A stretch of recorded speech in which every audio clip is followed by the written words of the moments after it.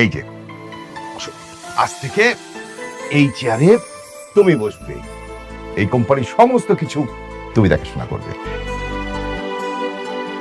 Thank you বাবা, আমি চেষ্টা করবো ঠিক মতো সব দায়িত্ব পালন করার।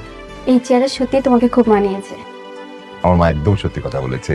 হ্যাঁ শোনো, তুমি কিন্তু এখন থেকে আবার কোটিপতি, তোমাকে আর কেউ অপমান করে কথা বলতে পারবে না। জি বাবা।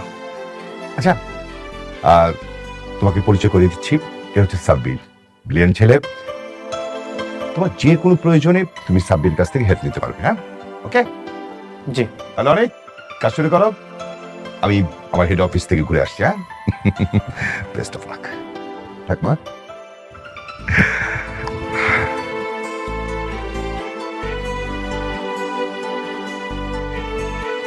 সাবির, আজকে থেকে তোমাকে একটা নতুন চাকরি করতে হবে। সরি স্যার, আমি আসলে আপনার কথাটা বুঝতে পারিনি।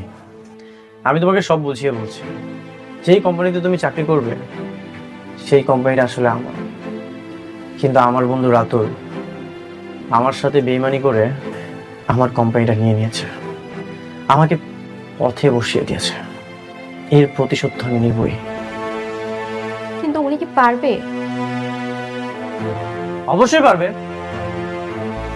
শোনো, তোমাকে শুধু ছোট্ট কাজ করতে হবে, রাতুলের যত ইনফরমেশন সব আমাকে এনে দিবে, কখন কোথায় যাবে, কি খাবে, কি কি করতেছে, এভরিথিং।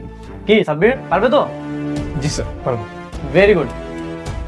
রাতুল, তুই আমাকে অনেক অপমান করেছিস। আজ থেকে তোর দিন গোনা শুরু করলাম। দেখা হবে খুব তাড়াতাড়ি।